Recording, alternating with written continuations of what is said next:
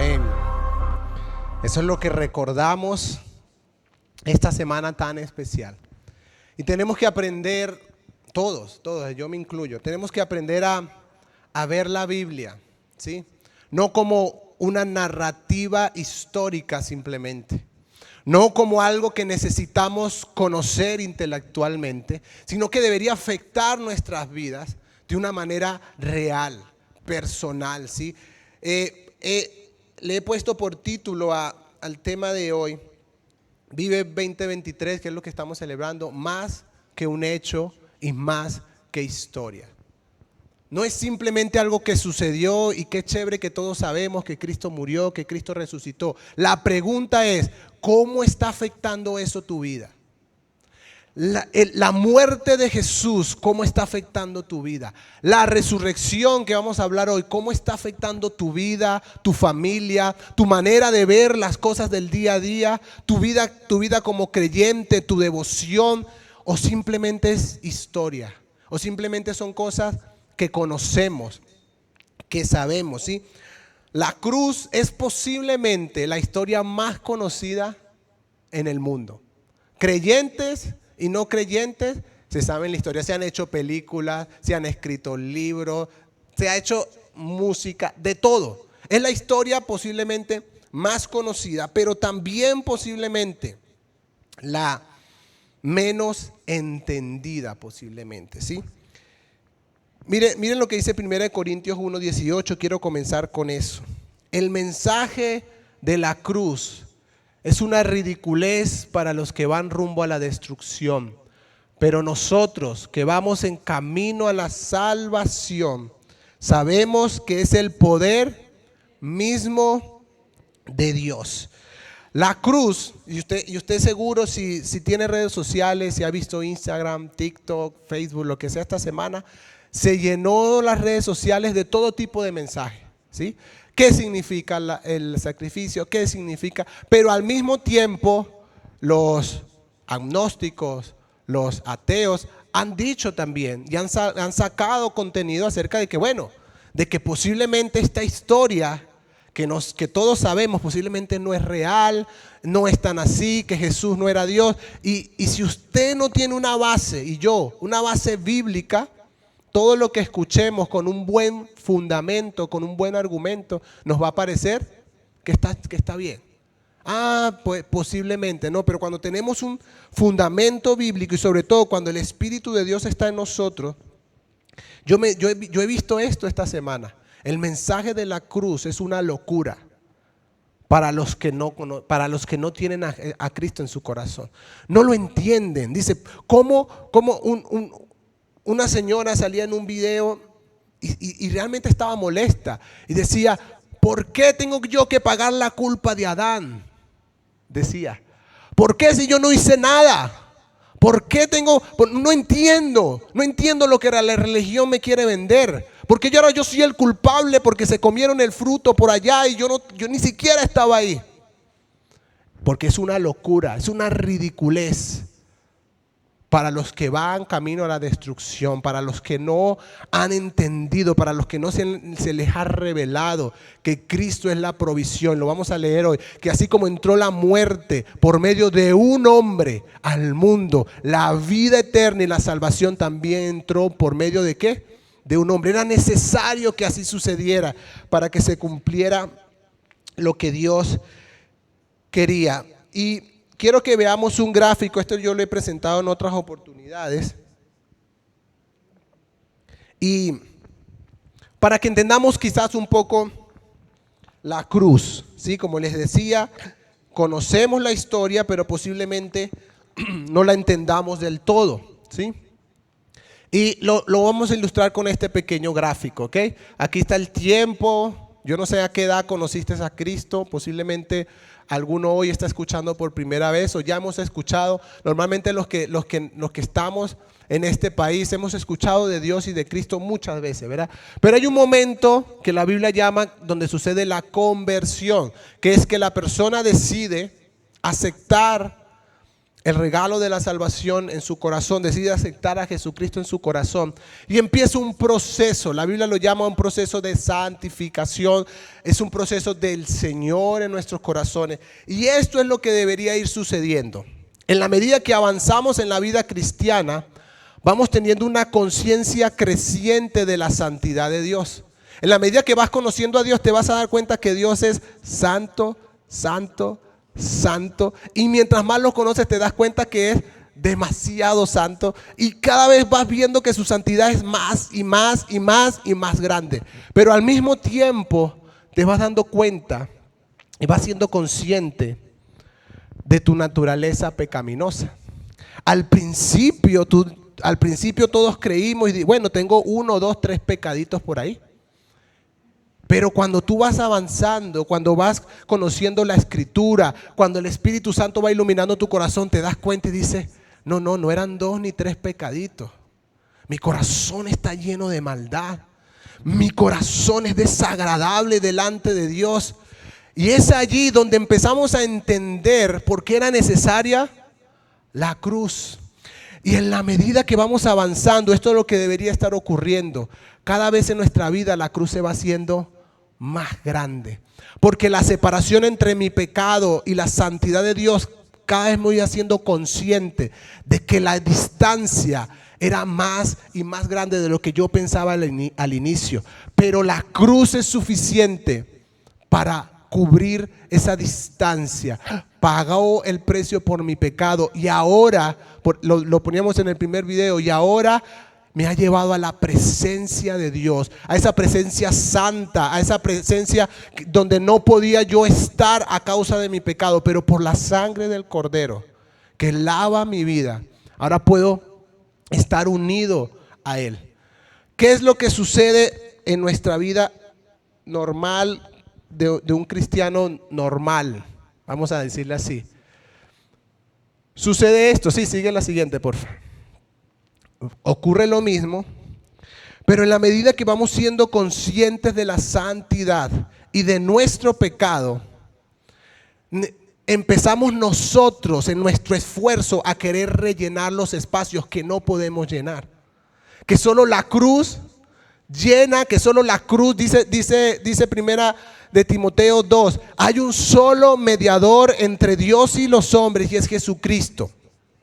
Pero usted y yo empezamos a cumplir.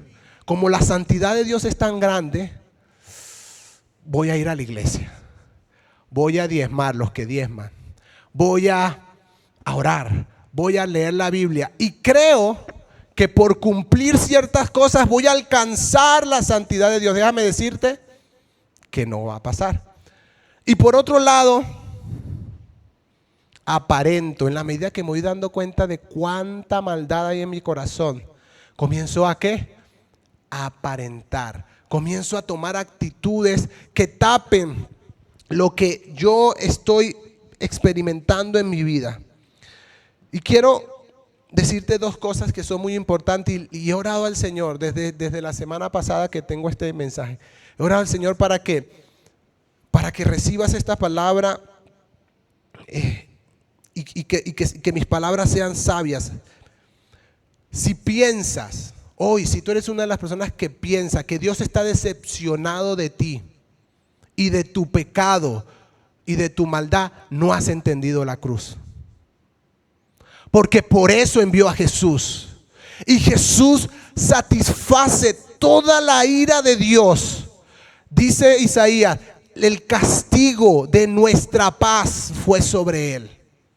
Así que desde que Jesús murió en la cruz y tú aceptaste a Jesús en el corazón, ya Dios no está decepcionado de tu pecado. Jesús dijo, consumado es, pago está. Pero por otro lado, si tú eres de los que piensas que Dios está agradado de tu fidelidad, ojo, y no son cosas malas, hay que hacerlo. Sí, que Dios está agradado de tu servicio, de tu diezmo, de que vayas a la iglesia, de que seas honesto, no has entendido la cruz. Porque la ley demostró que era imposible para el hombre, por muy bueno que seamos, alcanzar la santidad de Dios. Entonces, entendemos la cruz porque decimos, Él pagó por mis pecados. Lo que era imposible para mí hacer, Él lo hizo.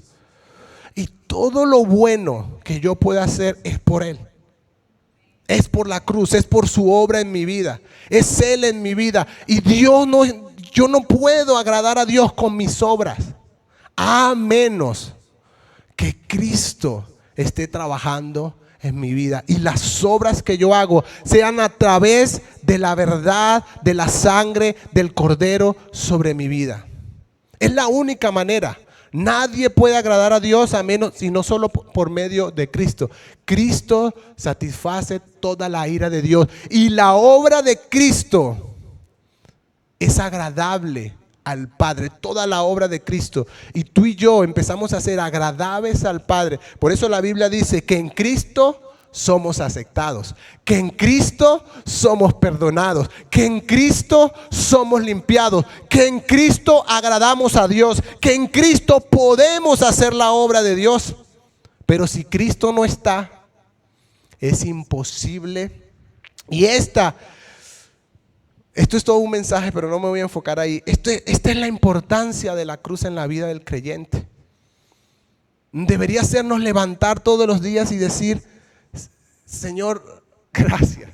Gracias, porque si hay algo bueno en mí, lo has hecho tú. Todo lo bueno que hay en mí ha sido tu obra. Y lo malo que hay en mí, tú lo has perdonado, lo has limpiado. Me perdonas cada día en la medida que me voy equivocando. Esa es la verdad de la cruz. Pero con la resurrección posiblemente ocurre lo mismo.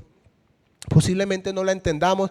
Y hoy quiero rápidamente, a través de 4 puntos, traer lo que la Biblia dice acerca de la resurrección.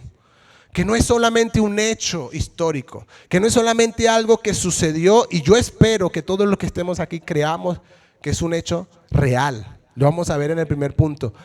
Pero que no solamente entendamos que es un hecho real, sino el impacto espiritual eterno en la vida del creyente, en la vida, para nuestra vida cotidiana.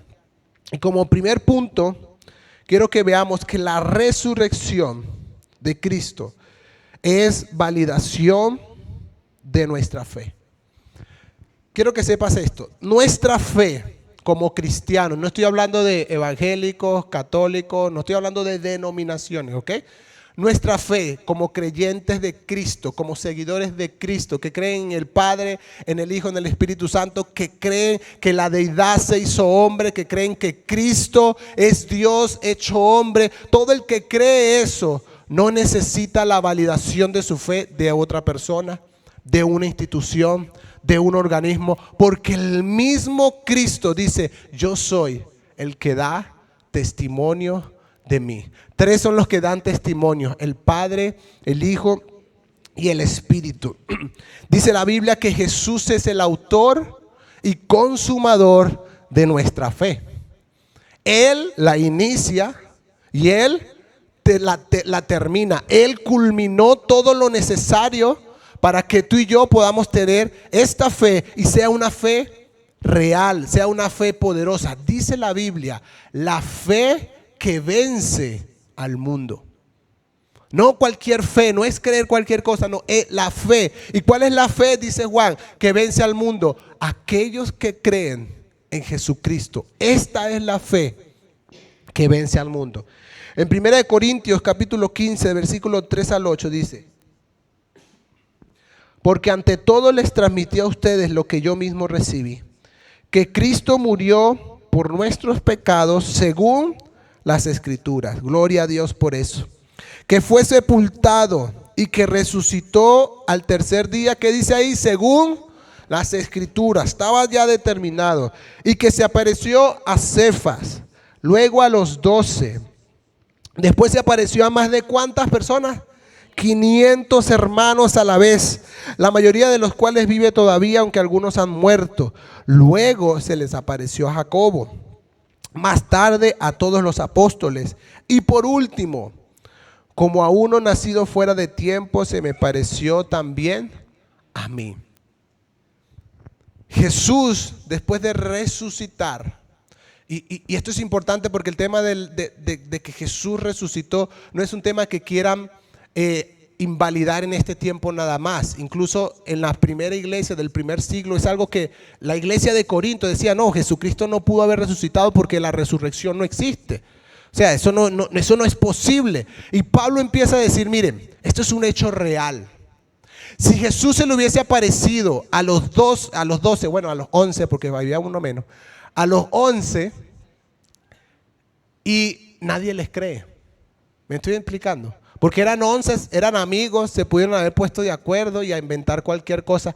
Pero dice la Biblia que se le apareció a Cefas, luego a los apóstoles y luego a más de ¿qué? De 500 personas. El hecho de la resurrección, Jesús, en la sabiduría de Dios, se le empezó a presentar a mucha gente. Y ya cuando pasamos de 500 personas, ya es más difícil ponernos de acuerdo para una mentira. Entonces Jesús y comenzó a ser un hecho tan real que fíjese que antes de que Jesús resucitara, ninguno de los discípulos estaba dispuesto a dar la vida por él. Ellos decían, ¿se acuerdan Pedro? Señor, hasta la muerte te seguiré. Y después, ¿qué hizo? Lo negó. ¿Qué pasó cuando lo agarraron? Todos se dispersaron, se escondieron. Ninguno estaba dispuesto a dar la vida. Pero cuando resucitó, ahí sí, después de verlo resucitado, después de ver que era una verdad, después de ver la obra de Dios, dijeron: por esto vale la pena dar la vida. Y vemos en la historia que muchos de ellos lo hicieron. En Hechos 1, versículo 3 dice: después de padecer la muerte, se les presentó dándoles muchas pruebas convincentes de que estaba vivo. Durante 40 días se les apareció y les habló acerca del reino de Dios. No fue que Jesús resucitó, los saludó, hey, nos vemos, y se fue. ¿Qué dice la Biblia? 40 días se les apareció a ellos, a los 500, a uno, a los otros. Y además les enseñó más acerca de ¿qué? Del reino de Dios. Por eso los apóstoles estaban tan convencidos de esto. Por eso lo predicaban con tanta fuerza. Decían: esto no son historias que escuchamos, nosotros lo vimos. Y esta es la fe que predicamos. Lo que nosotros mismos vimos con nuestros ojos. Vimos que fue entregado, vimos que fue sepultado, pero también vimos que fue levantado, resucitado. Primera de Corintios 15, del 17 al 21.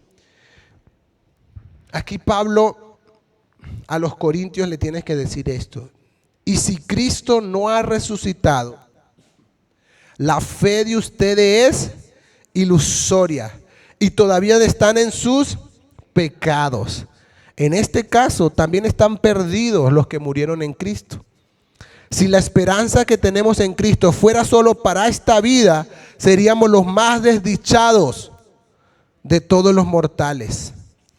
Versículo 20, lo cierto es que Cristo ha sido levantado de entre los muertos como primicias de los que murieron.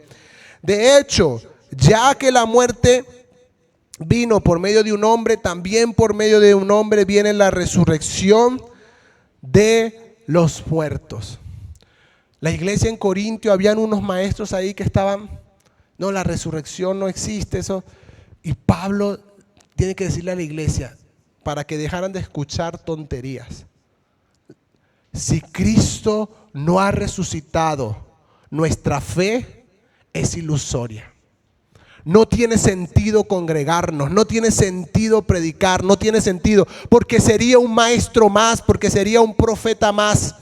Pero Pablo dice: el hecho real es que Cristo ha sido levantado, y ahí nuestra fe tiene sentido.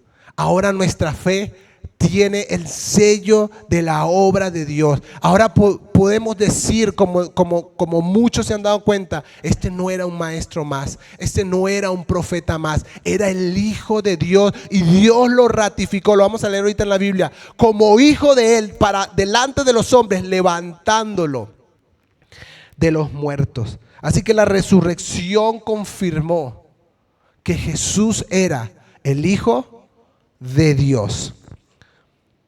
Ahora, Pablo dice en este texto que fue levantado como primicias de los que murieron. Es decir, en el texto original dice como el primer resucitado de toda la historia. Pero si usted lee la Biblia, se va a dar cuenta que hubo resurrecciones antes de la resurrección de Cristo.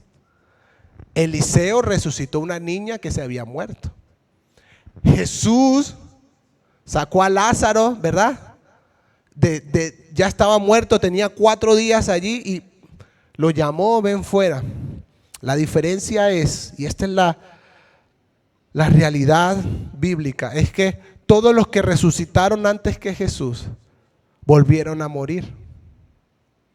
Jesús es el único, por eso es primicia de los que murieron, que fue levantado para vivir para siempre. Ya venció la muerte. Lázaro no venció la muerte. Jesús fue el único que venció el poder de la muerte. Primera de Pedro 1:3 dice: alabado sea Dios, Padre de nuestro Señor Jesucristo, por su gran misericordia nos ha hecho nacer de nuevo mediante ¿qué? La resurrección de Jesucristo, para que tengamos una esperanza viva. Mire, nuestra fe, familia, y quiero ser muy claro con esto, nuestra fe no reposa únicamente en la cruz. Porque si nos quedamos ahí, nuestra fe está incompleta. Nuestra fe reposa en la cruz y en la resurrección. Tiene que reposar en las dos cosas. La cruz como el sacrificio eterno que era necesario y la resurrección como la confirmación de que la obra fue terminada y de que Dios lo determinó de esa manera. Si el sacrificio de Jesús no hubiese sido agradable a Dios, Jesús no resucita. Pero Dios aceptó su sacrificio por tus pecados, por mis pecados, como el único sacrificio eterno, una vez y para siempre, dice el libro de Hebreos. Fue suficiente para pagar por el pecado de todos. Romanos 4 del 24 al 25 dice: sino también para nosotros Dios tomará en cuenta nuestra fe como justicia, pues creemos en aquel que levantó de entre de los muertos a Jesús nuestro Señor, el que fue entregado a la muerte por nuestros pecados y resucitó para nuestra justificación. ¿La cruz era para nuestra justificación? Sí, pero era necesario que fuera levantado para que la obra fuera culminada. Y eso es lo que tenemos, de esa manera es que tenemos que verlo.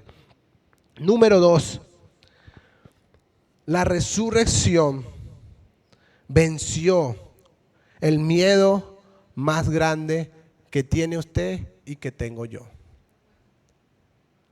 ¿Cuál es el miedo más grande que tenemos? El miedo a la muerte. Quiero que veamos otro video y que le prestemos atención, por favor.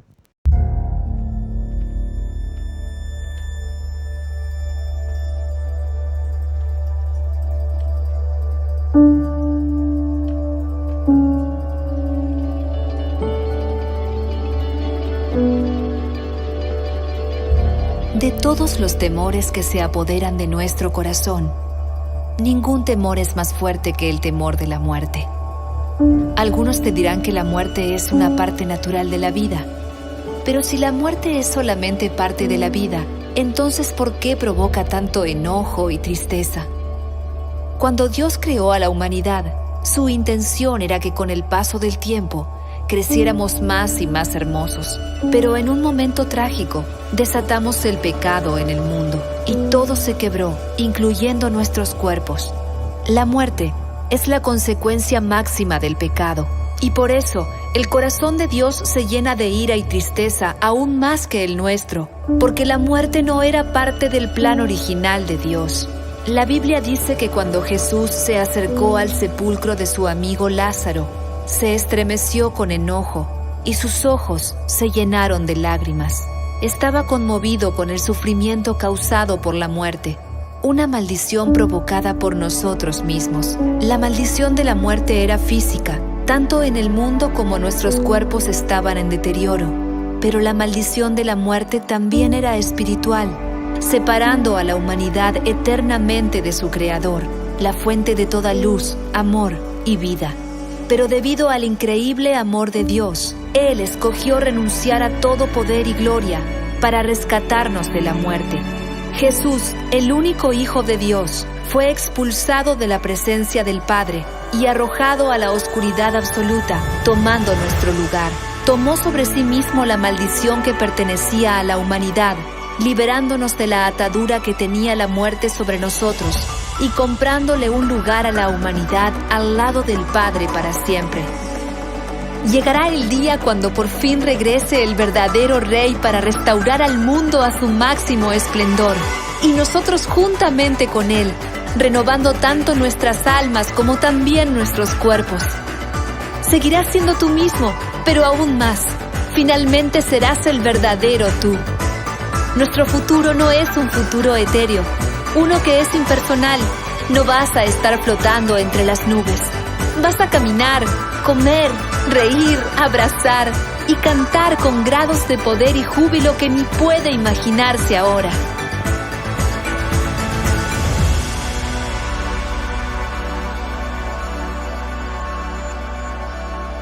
Algunos te dirán que no hay que temer a la muerte, porque es parte de la vida. Pero Jesús dice que no hay que temer a la muerte, porque la muerte ya ha sido derrotada. Y llegará el día cuando Jesús te abrace con sus manos cicatrizadas por los clavos y te dirá: bienvenido a casa. Tengo tanto que mostrarte.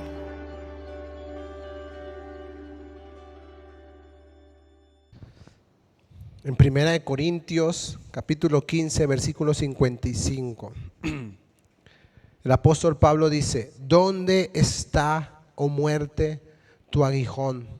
¿Y dónde, oh sepulcro, tu victoria? Es impresionante, porque literalmente es como que Pablo ve a la muerte a los ojos y les dice: realmente no eres tan temible como todo el mundo cree, porque Cristo venció el poder de la muerte. Primera de Corintios 15, 17 dice, 57, más gracias sean dadas a Dios, 2 versículos después, que nos da la victoria por medio de nuestro Señor Jesucristo.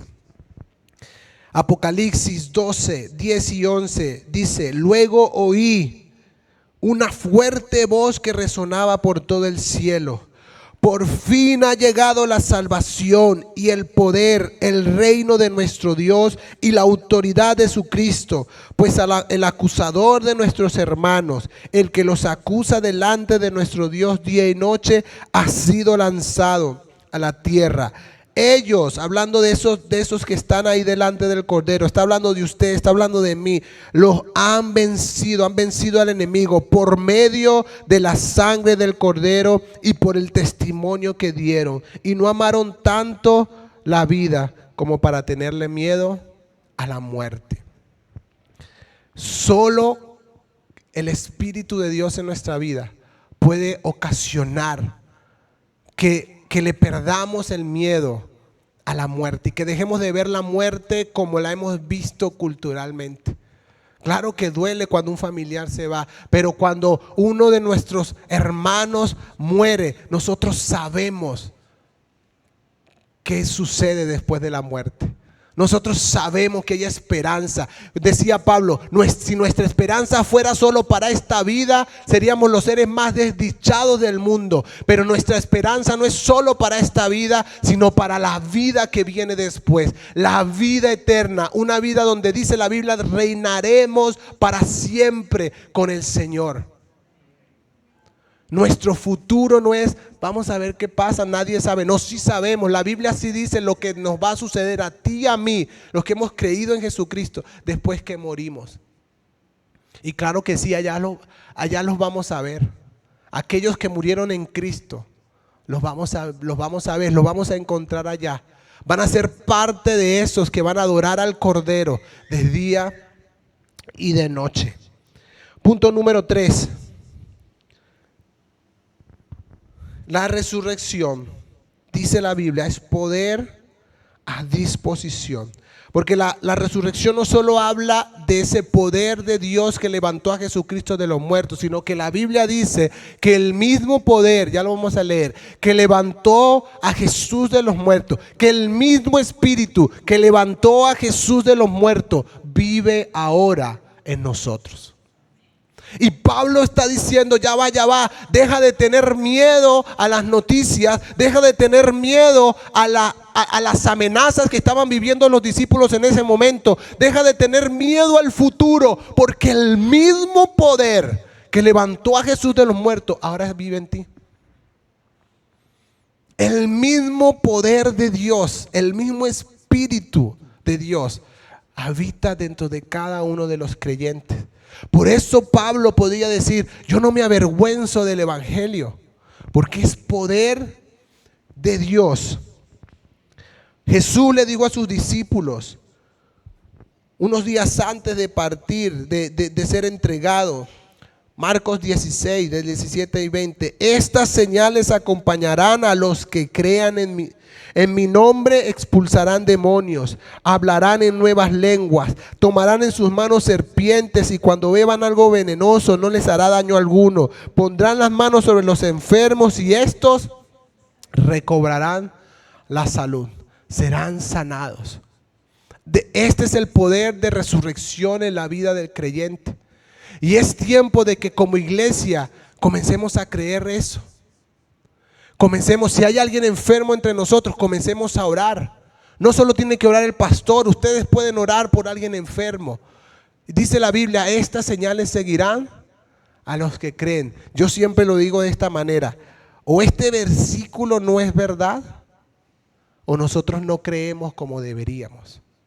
Solo hay dos opciones. Yo creo que nosotros no creemos de la manera correcta.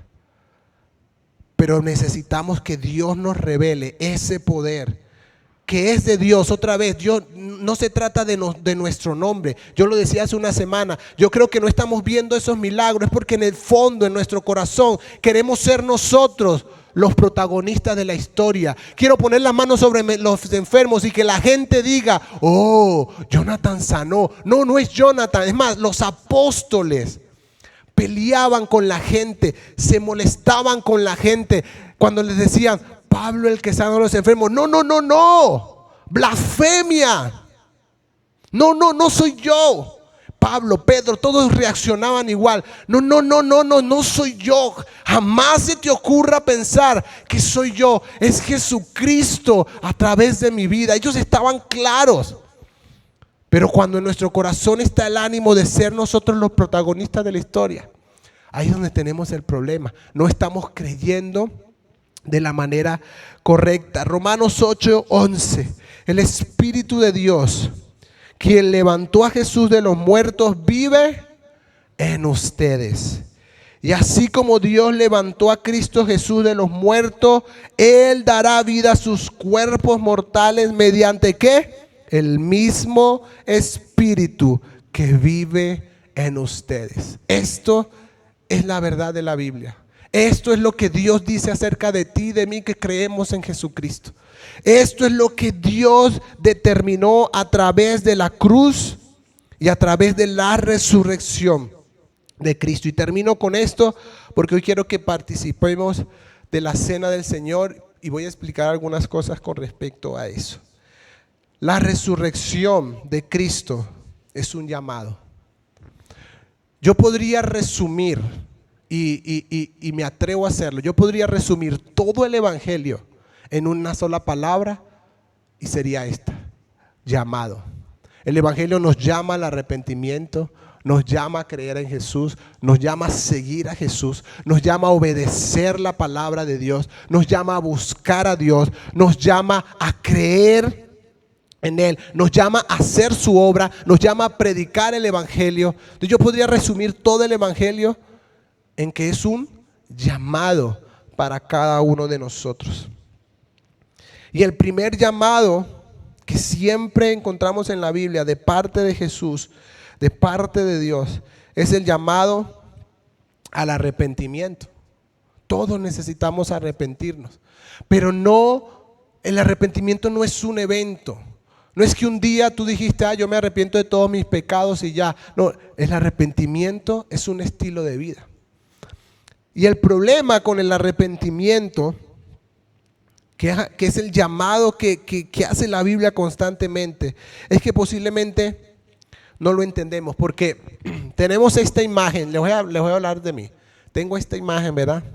De cuando tenía que confesarle algo a mi mamá que había hecho a escondidas y que yo sabía lo que significaba confesar eso. Era como algo malo. O sea, tengo que decirle, pero yo sé que si le digo, eso significa.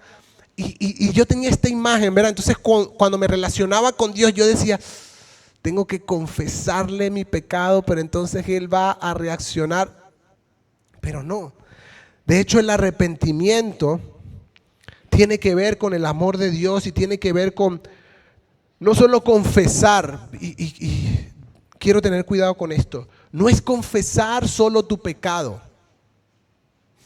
porque es algo que tienes que hacer, pero no es eso solamente. El arrepentimiento es reconocer tu condición. Y son dos cosas diferentes, porque yo le puedo decir a Dios, ay Señor, le hablé mal a tal persona, perdón, no sé qué me pasó, se me chispoteó. Y el Señor me mira del cielo y dice, no fue que se te chispoteó, es de tu corazón que salen los insultos, los adulterios, la blasfemia. Dice, el arrepentimiento bíblico no es solo confesar el pecado, es reconocer que el pecado en mi vida no es un comportamiento, es una condición. Ahí vemos a David en el Salmo 51 cuando dice, Señor, perdón, en pecado me concibió mi madre, yo soy un pecador. Él confiesa su pecado, pero además reconoce que necesita la gracia de Dios. Y miren, porque en el pueblo de Dios hay un pensamiento que es una mentira de Satanás, no es bíblico. Este pensamiento de ir a la presencia de Dios y decirle, Señor, hoy mentí, perdóname, mañana voy a intentar no volver a mentir. No es bíblico, porque estás poniendo tu esperanza en tus propias fuerzas para no pecar. Y la Biblia dice que es imposible, que nuestra fe tiene que reposar en la obra de Jesús. Entonces cuando confieso mi pecado, Señor, hoy mentí, yo digo, necesito tu gracia, necesito tu obra, necesito tu poder para no volver a hacerlo, porque soy mentiroso. Esto no fue algo que se me chispoteó, no, realmente habla de lo que hay en mi corazón. Yo soy mentiroso y necesito tu gracia para no mentir más, porque quiero agradarte. Pero mi esperanza no puede estar en mis fuerzas, en mi ánimo de no hacer lo que a Dios no le agrada, porque es imposible. Es una esperanza que no tiene fundamento y no es bíblica, y hay que tener cuidado. Nuestra fe reposa en la obra de Jesús.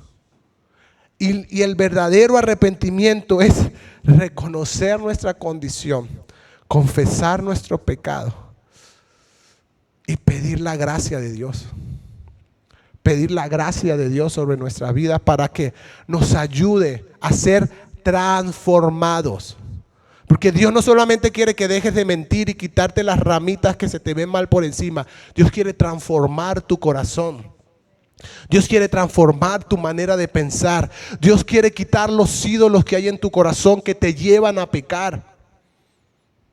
Entonces por eso necesitamos la obra de Dios. Y quiero que oremos con este versículo, con estos dos textos. Y ahora que el Dios de paz, quien levantó de entre los muertos a nuestro Señor Jesús, el gran pastor de las ovejas, y que ratificó un pacto eterno con su sangre, dice el versículo 21, los capacite con todo lo que necesitan para hacer su voluntad. ¿Quién nos capacita? El buen pastor de las ovejas. Escucha lo que la Biblia te está diciendo. No es tu habilidad de ir avanzando, de ir progresando, de capacitarte, de hacer un curso de acá. Gloria a Dios por todo lo que puedas hacer, pero es Dios el que te capacita para hacer lo que es su voluntad. Que Él produzca en ustedes, mediante el poder de Jesucristo, todo lo bueno que a Él le agrada. ¿Quién lo produce? El buen pastor de las ovejas. Mediante el poder de Jesucristo, Él, escucha familia, Él produce en ti todo lo que a Él le agrada. No nace en ti, no nace en una iglesia, no nace de un líder, no nace de un pastor, no nace en un libro. Viene de Él. Y es por eso que lo necesitamos. Es por eso que necesitamos relacionarnos con Él. Quiero orar por estas dos cosas. Quiero que hagas esta oración con esas dos cosas que encontramos en este texto. Y le puedas decir a Dios: capacítame, Dios, con todo lo que necesito para hacer tu voluntad. Ahora entiendo que solo tú puedes capacitarme, Señor. Si me creía capaz en mis propias fuerzas, perdóname. Si me creía capaz porque tengo ciertas habilidades o ciertos dones, perdóname. La capacidad para hacer tu voluntad no está en mí, solo tú puedes hacerlo. Hoy yo te pido, capacítame para hacer tu voluntad. Capacítame con todo lo que necesito para hacer tu voluntad. Capacita a cada uno de los que están en este lugar, Señor, con todo lo que necesitan para hacer tu voluntad. Que hoy nuestra fe y nuestra esperanza no repose sobre nosotros, sino que repose en la obra de la cruz. Y oramos, Señor, produce en nosotros, mediante el poder de Jesucristo, todo lo bueno que a ti te agrada. Oramos por eso en esta hora, Señor. Tú, Padre, que levantaste a Jesús de los muertos, el buen pastor de las ovejas, solo tú puedes producir en nosotros todo lo bueno que a ti te agrada.